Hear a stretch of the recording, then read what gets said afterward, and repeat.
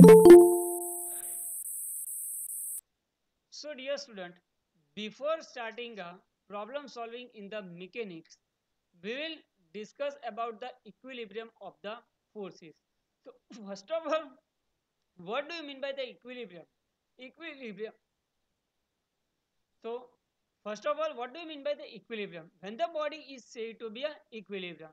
So before that, first one is the concurrent forces. So what do you mean by the concurrent forces?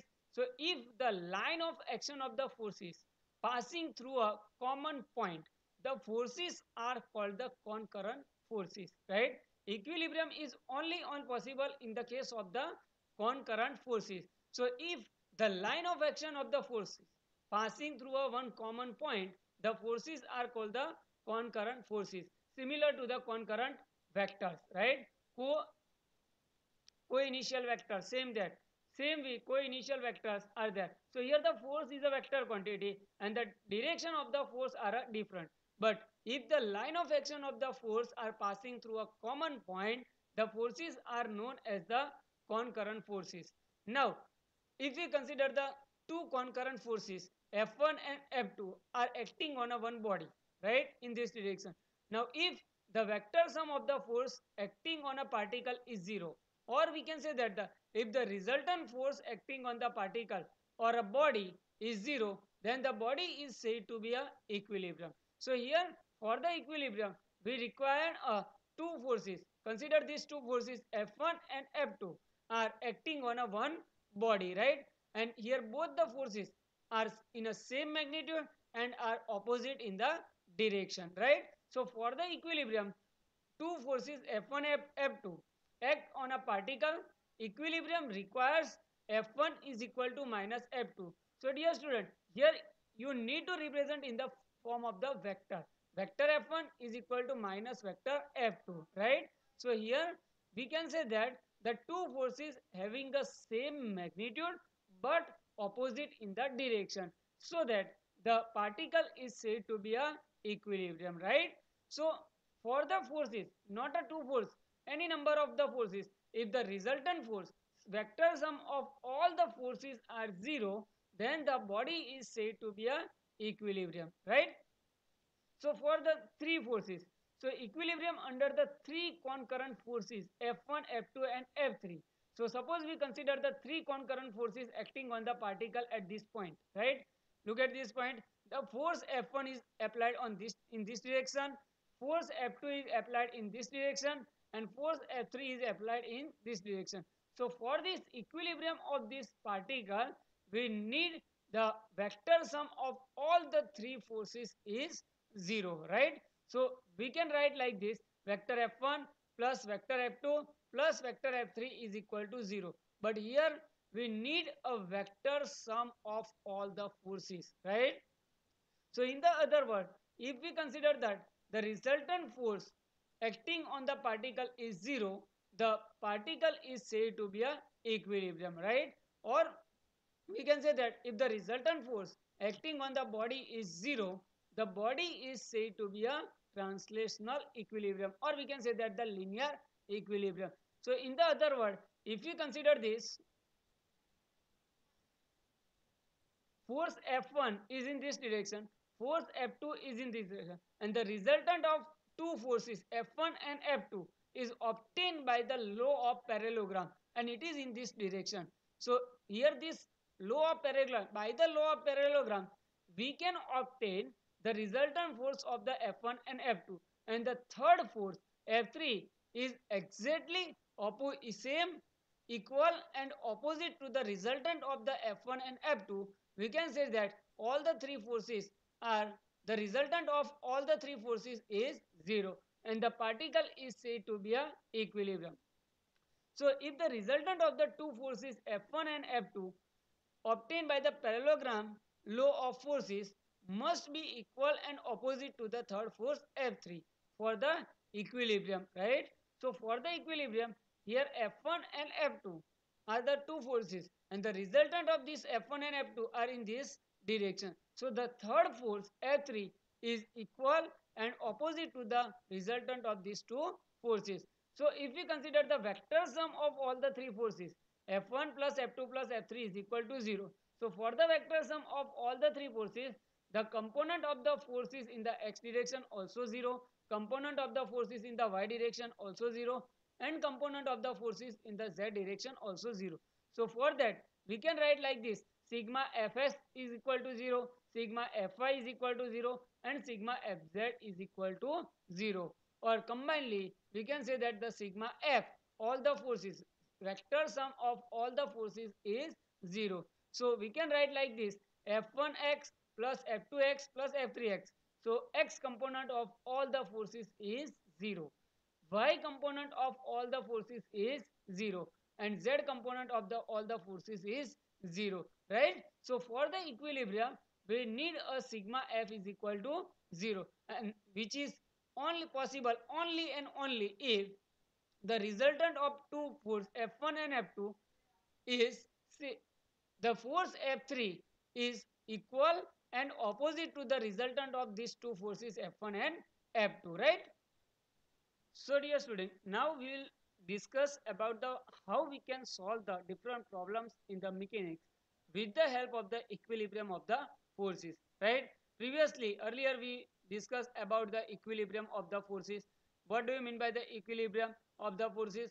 If the resultant force acting on the body is 0, if the vector sum of the forces acting on the body is 0, the body is said to be in the equilibrium. And with the help of the same things, equilibrium of the forces, we solve the different problems in a mechanics. So to solve a different problems in the mechanics, right, first step is that draw the different types of the forces acting on the body or the system of the body, right? uh, the forces, so first of all, draw the different types of the forces acting on the body and the system of the body. The all the forces which act on the body directly or indirectly are represented in the diagram, and this diagram is known as the free body diagram, right? So the first step to solve the different problems, first step is draw the different types of the forces acting on the body directly or indirectly, right? Second step is that if required, then draw the component of the forces: horizontal component, that is called the x component of the force; vertical component, that is called the y component of the forces.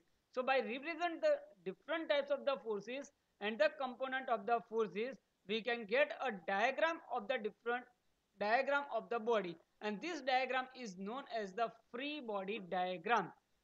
Draw the free body diagram of each object in the system. So separately, if we consider the system of the object, more than one object, so separately draw the free body diagram. So free body diagram is a nothing but the different types of the forces acting on the body in a system of the object, right?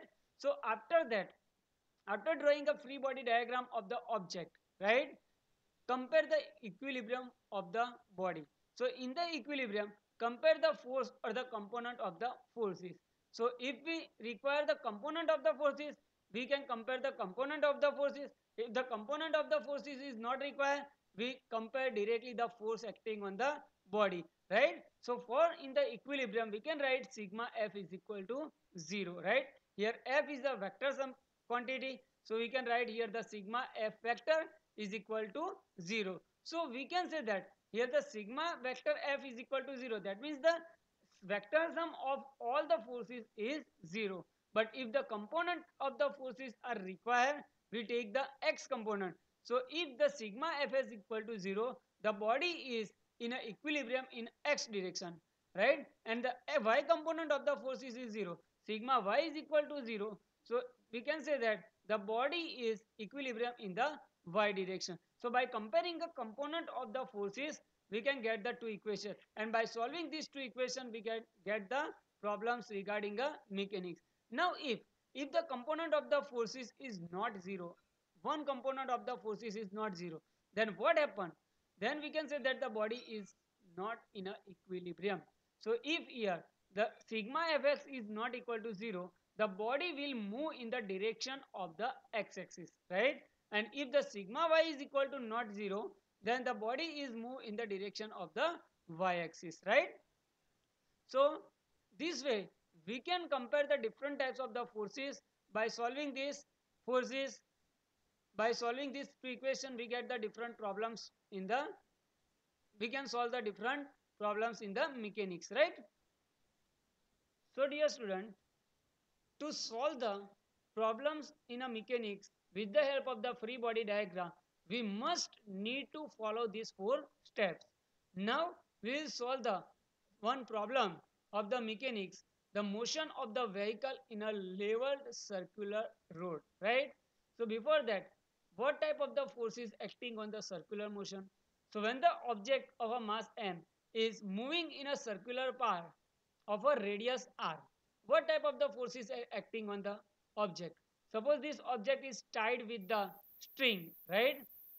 Object having a mass m, right, tied with the string having a length r, that is the radius of the circular path.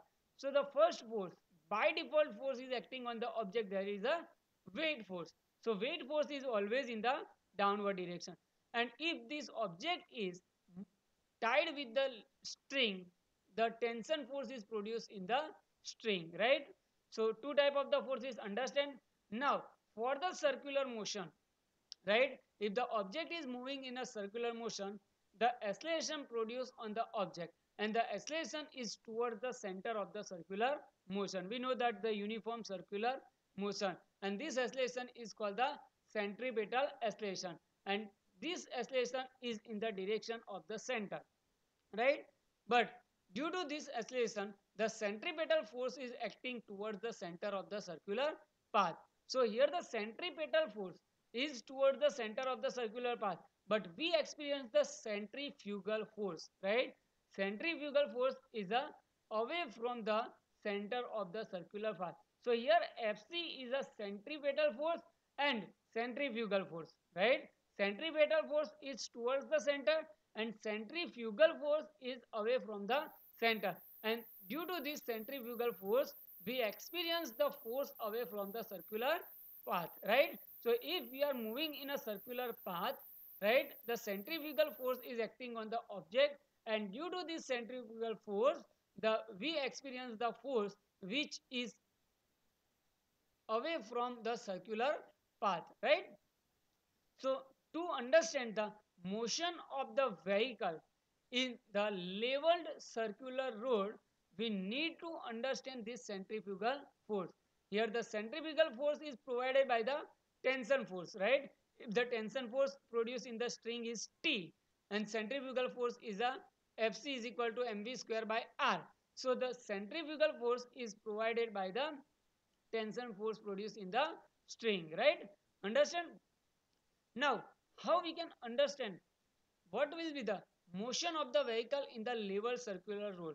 So, we all have a experience to move a vehicle on a circular road in a turning, right? So, if we move a vehicle, bicycle, scooter, car, or any vehicle on a level circular road, and if you turn a circular road with the very high speed, the vehicle will slip, right? Why this slip? The slip, why the vehicle is slip? Because of the centrifugal force, right? So here the centrifugal force is acting on the vehicle, and which is away from the circular path, right? So dear student, we all have a experience. So if you turn a bike with the very high speed, we will slip down, right? Why? Because of this centrifugal force.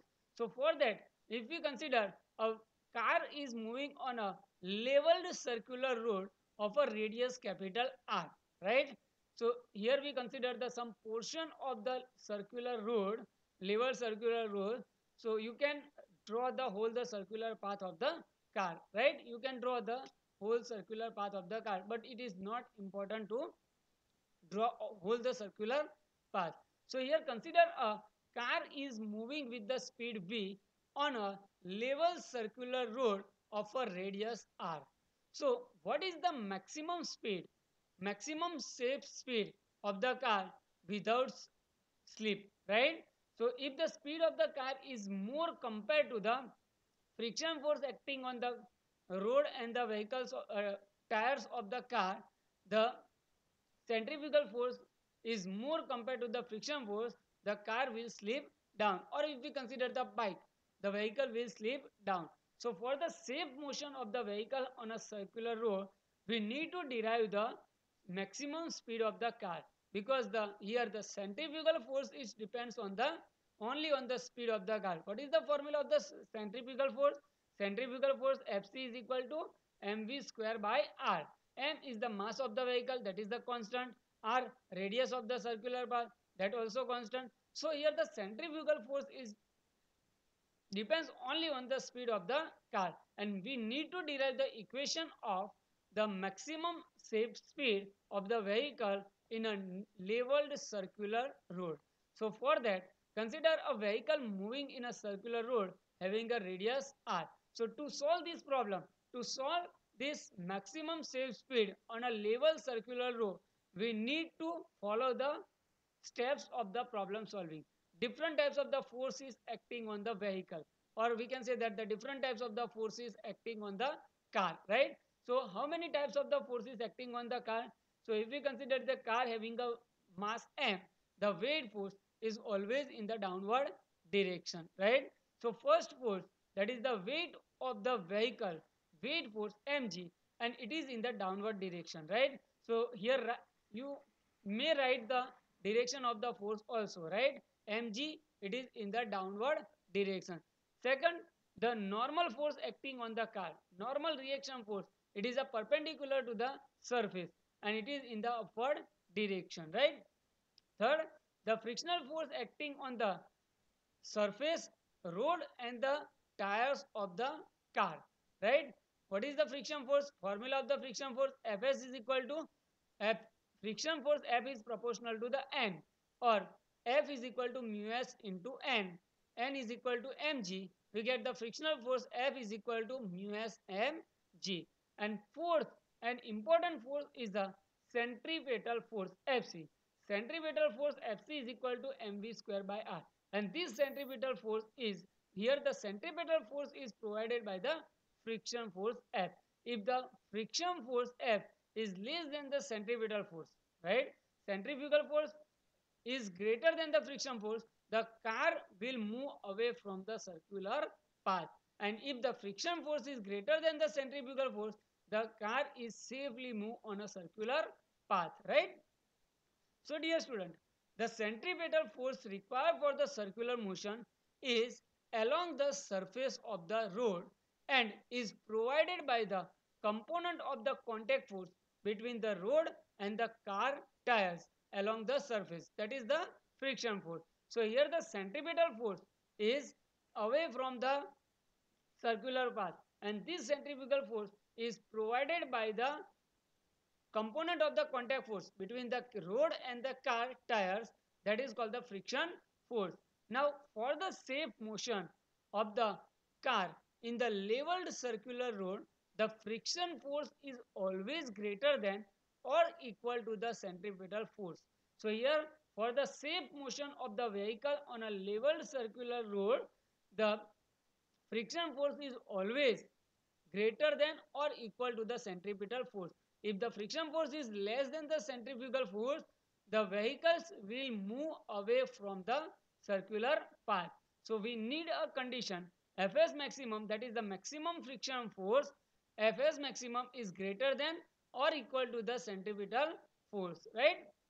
So from that, we know the formula of the Fs maximum, frictional force. We know the formula of the centrifugal force, right? And from that, we can find Fs maximum is greater than or equal to the Fc. So here we can say that the Fs maximum is equal to, if we take a equal to the friction force is same as the centripetal force for the same motion. If the friction force is less than the centripetal force, the car will move away from the circular path. So if we compare this, Fs maximum is equal to mv square by r. But we know that Fs maximum is equal to mu s mg. By from these two equation, we get mu s mg is equal to mv square by r. Here mm cut out, we get a v square is equal to mu s rg, and here V is the maximum safe speed of the car. So the maximum safe speed of the car on a leveled circular road, V is equal to under root of mu s r g, where mu s is equal to coefficient of the static friction between the road and the tires of the vehicle. R is the radius of the circular path and G is the gravitational acceleration, that is the constant 9.8, right? So if you know the coefficient of the static friction mu s and the radius of the circular path, right, we can easily calculate the maximum safe speed of the vehicles on a circular road, right? So now dear student, we will discuss about the motion of the vehicle in a bank curved road or a bank curved surface. Now what do you mean by the bank curved surface? Right? The inner edge of the road is in the downward direction and the outer edge of the road is the upward direction. So this type of the road is called the bank curve surface, right? And if the vehicle is moving on a bank curve surface, what will be the maximum safe speed on the bank curve surface, right? So for that, we can reduce the contribution of the friction to the circular motion of the road if the road is a bank. Road is a bank, that means the inner edge of the road is in the downward direction and the outer edge of the road is in the upward direction, like this, right? So this inner edge of the road is in the downward direction and the outer edge of the road is the upward direction. The road is called the bank road, and the reduce we can reduce the contribution of the friction to the circular motion if the road is a bank road, right? Now what is the we need to derive the maximum safe speed on the bank curve road. So the motion of the car on the bank curve road, so if the car is moving on the bank curve road, the contribution of the friction in the centripetal force is reduced, right? So since there is no acceleration along the vertical direction, the net force is the along the vertical direction is 0.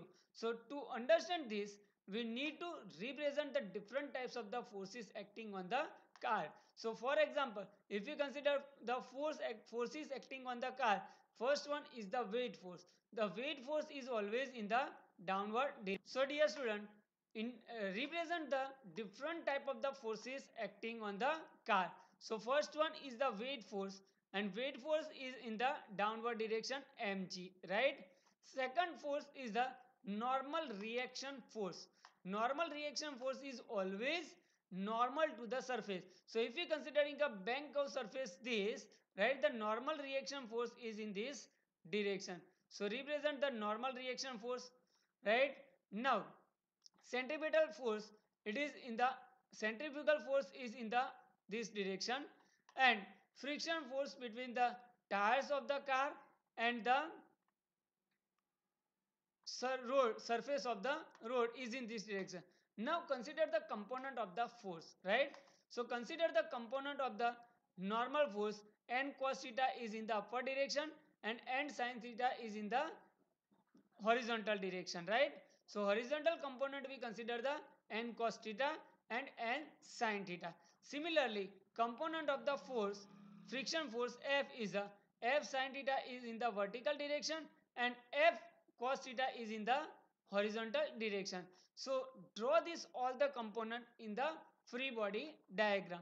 First force is the weight force in the downward in the weight force mg in the downward direction. In the direction of the weight force, another force is a F sin theta.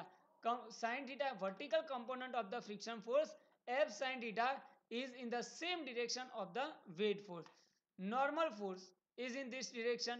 So the normal force, component of the normal force in the vertically upward direction is the n cos theta, right? And horizontal component of the normal force is a n sin theta, and horizontal component of the friction force is a F sin theta. Now centrifugal force is Fc is in this direction, right? So draw the centripetal force Fc in this direction also. Now there is no acceleration in the vertical direction. So the net force in the vertical direction is a 0. So comparing in the equilibrium condition, comparing the different types of the forces in the vertical direction as well as in the horizontal direction.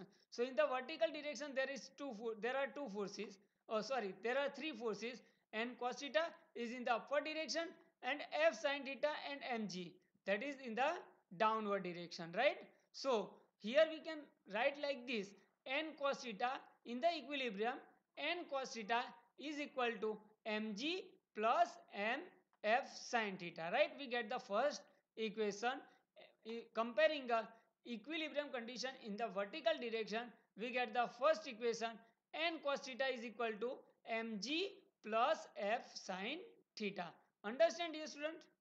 So dear student, by comparing by taking the equilibrium condition, we comparing a vertical force, we get the n cos theta is equal to mg plus n f sin theta, right? So here the vertical direction n cos theta is in the upward direction and f sin theta and mg are in the downward direction. So in the equilibrium condition, these two forces are same. So from this equation we can get mg is equal to n cos theta minus f sin theta, right? We get the first equation. Now here the centripetal force is provided by the horizontal component of the n and the f. So the centripetal force is provided by the horizontal component of the normal reaction force and the horizontal component of the friction force. So here the centrifugal force is in this direction, Fc. What is the centrifugal force? It is equal to mv square divided by r, and it is provided by the f cos theta and n sin theta. So in the equilibrium condition, if the centrifugal force is less than the n cos sin theta and f cos theta, n sin theta plus f cos theta, the motion of the car is the same on the bank curved road, right? But if the Fc centripetal force is more than the n sin theta plus f cos theta, the car will be slipped down in a bank curve road, right? So in the equilibrium condition, comparing the centripetal force Fc is equal to f cos theta plus n sin theta. So what is the centripetal force? Formula of the centripetal force is a mv square by r. So we get the mv square by r, that is the centrifugal force, is equal to n sin theta plus f cos theta. We get the equation number 2. So now dear student, from these two equations we have to derive the maximum safe speed of the car on the bank curve road, right? So dividing equation 2 by equation 1. So equation 2 is the mv square by r divided by equation 1 is a mg, right? Is equal to, on the right hand side, n sin theta plus f cos theta divided by n cos theta minus f sin theta. So dear student, understand how we can derive these two equations, equation number 1 and equation number 2. By comparing a vertical force, we get a equation number 1, and by comparing a horizontal force, we get the equation number 2. Now dividing equation 2 by equation 1, we get the mv square by r divided by mg is equal to n sin theta plus f cos theta divided by n cos theta minus f sin theta. Now from this equation, we derive a maximum safe speed v. How? Let us see. Right, we get the mv square by r divided by mg is equal to n sin theta plus f cos theta divided by n cos theta minus f sin theta. Here mm cut out, right? We get v square by rg is equal to n sin theta plus f cos theta divided by n cos theta minus f sin theta. Now dividing the right hand side of the equation by a n cos theta. So dividing all this term n sin theta, f cos theta, n cos theta, f sin theta by a n cos theta. Why? We will see later on, right? So v square by rg is equal to n sin theta divided by n cos theta plus f cos theta divided by n cos theta divided by n cos theta divided by n cos theta minus f sin theta divided by n cos theta, right? So dividing this equation by a n cos theta, right hand side of the equation by a n cos theta. So here n cut out, we get the sin theta by cos theta, that is the tan theta, plus cos theta cut out, we get F by N. Now what is the F by M? Friction force divided by normal force, right? What is the formula of the friction force? We know the formula of the friction force, F is equal to mu s into N, right? F is equal to mu s into N. So from this formula, F by N, we get a mu s, right?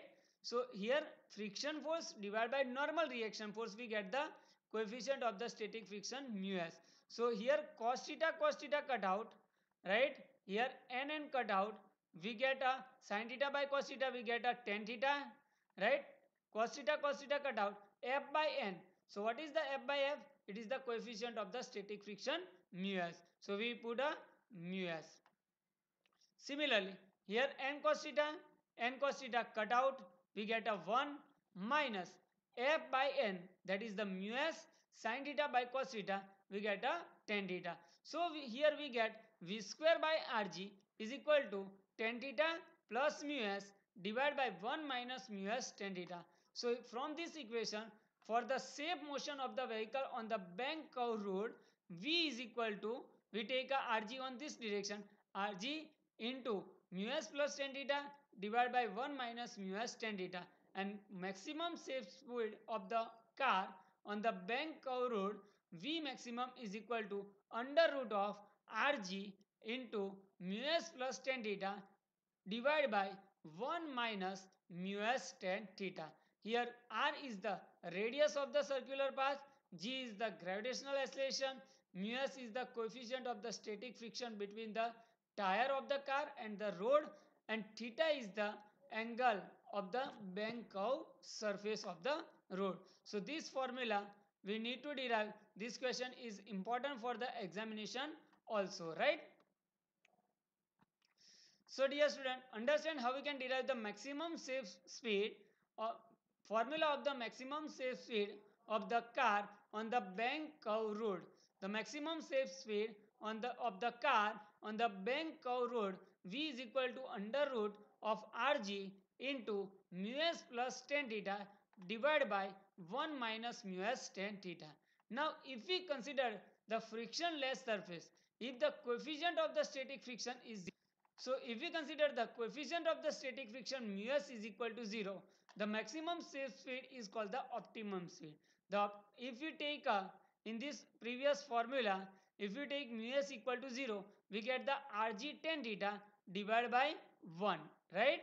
So if you take this mu s is equal to 0, we get a optimum speed of the car on the bank curve road, V0 is equal to under root of the Rg tan theta, where R is the radius of the circular path, G is the gravitational acceleration, and theta is the angle of the bank curve surface, right?